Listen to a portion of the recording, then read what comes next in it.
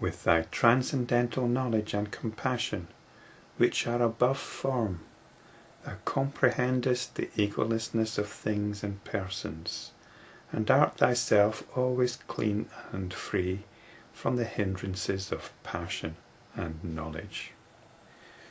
So we are delving in to how the Buddha sees things, or how the Buddha sees the reality that we experience. And it's Mahamati who's describing this reality.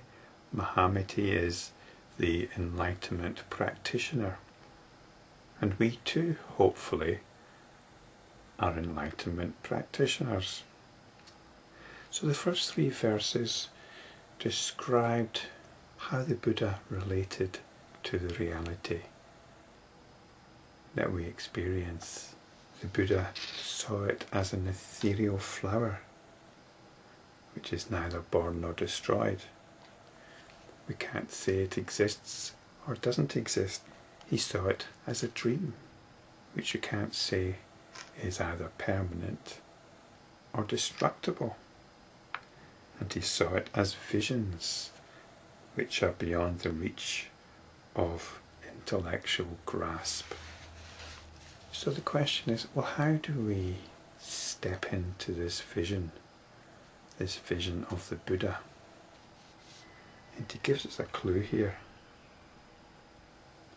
By comprehending the egolessness of things and persons. Is there anything in our experience which can relate to this?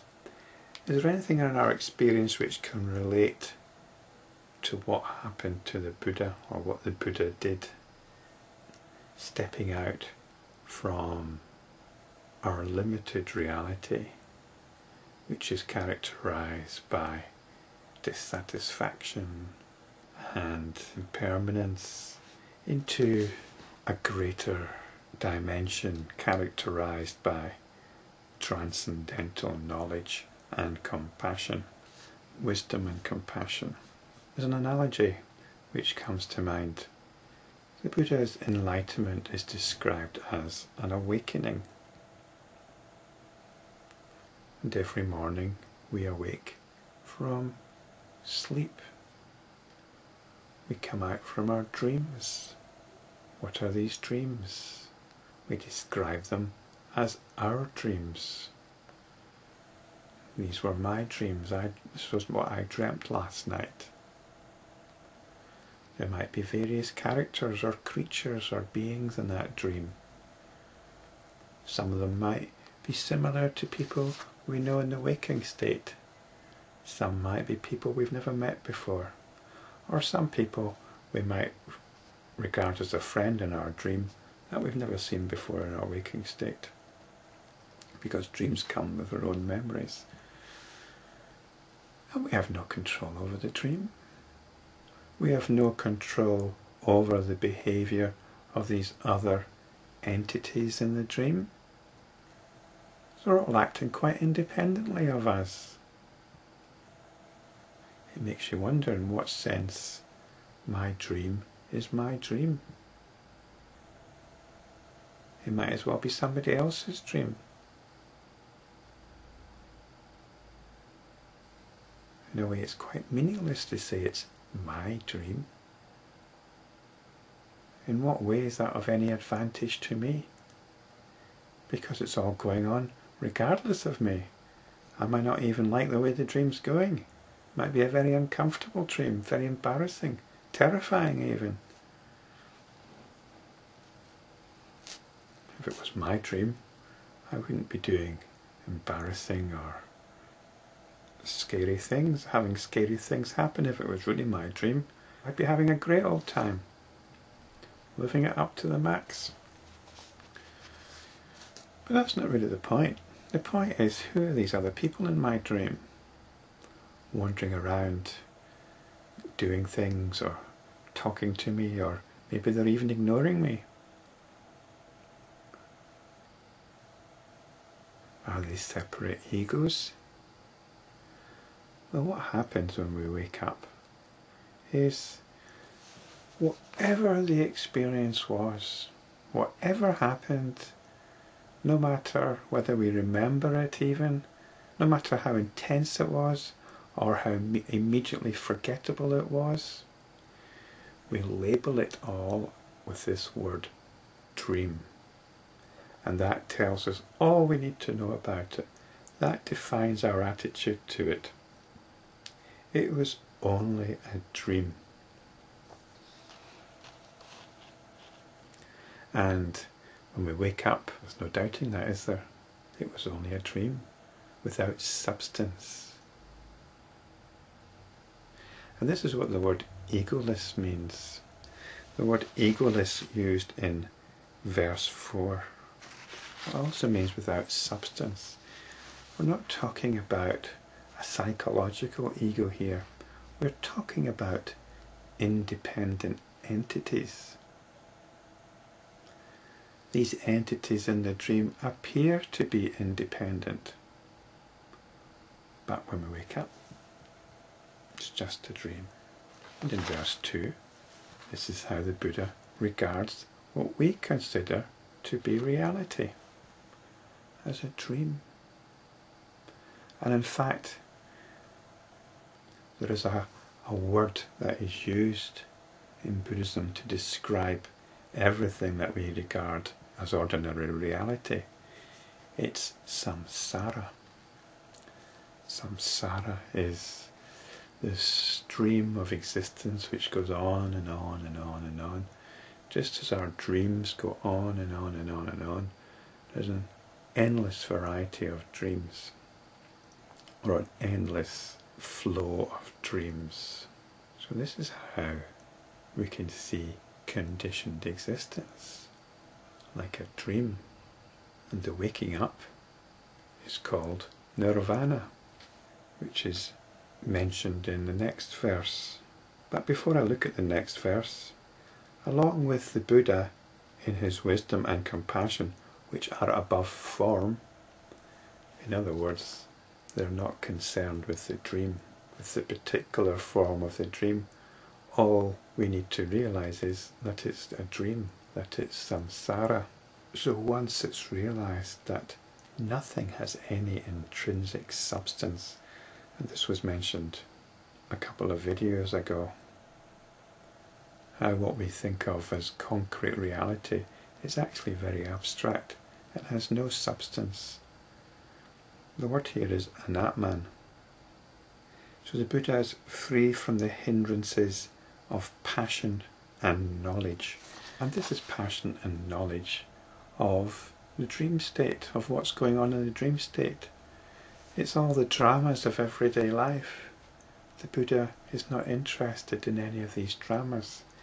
He might be seen or perceived to be being involved in these dramas, but from within, the spiritual practitioner, the enlightenment practitioner, is not investing emotionally in the dream stories. They might be engaging with them, but there's no emotional investment. And also knowledge. A lot of passion is tied up in the search for knowledge.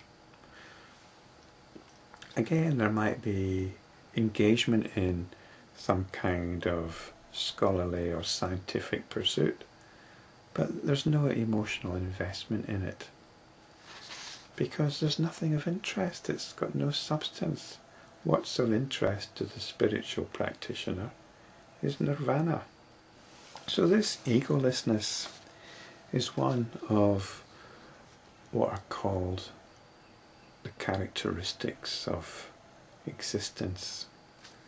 These are the characteristics of everyday reality, the marks of existence, the lakshanas.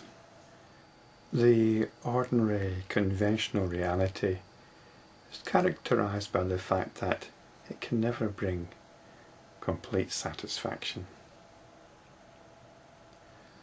This is dukkha.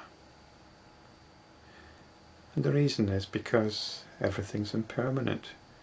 Dreams come to an end, or they flow into another.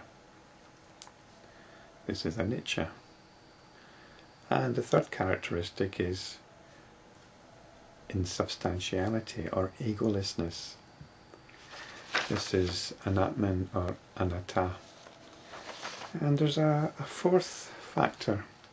Most of us are caught up in what are called the perversities, where we believe the opposite to be the case, that things are permanent, that we can find satisfaction in this reality, and that we're all individual entities wandering around this other entity called the world or the universe. But there's one more factor, one more perversity, and that's taking the ugly for the beautiful. Because Nirvana, one of the problems with Nirvana is it's very often described in negative terms. But it's very appealing, it's very beautiful. But most of the time we don't want that. We chase after what is limited and what is rather ugly. And this is why the enlightenment practitioner becomes dispassionate towards conventional reality, towards samsara, because the ugliness is recognized. I'll probably say more about that another time, but just to push home the sense of egolessness, the sense of anatta or anatman. There's a verse here from a text called the Visuddhi Magga, which I'll read. It says, mere suffering exists. This means simply that suffering alone exists. No sufferer is found. The deeds are, but no doer of the deeds is there. Nirvana is, but not the man that enters it. The path is, but no traveller on it is seen. Earlier I questioned the description of dreams as my dreams. You see how we put a self into things. And we do this all the time. Instead of there just being pain, it's my pain or my happiness. Instead of just being happiness, we put a self into everything that is happening. And this is a practice we can do. Just let things be. Instead of building a personal drama about everything that is happening, there is simply experiencing. There isn't me experiencing this or that. There is simply this happening. Experiencing happening. So this anatta or anatman, what's described here as egolessness, is a path to the vision of the Buddha.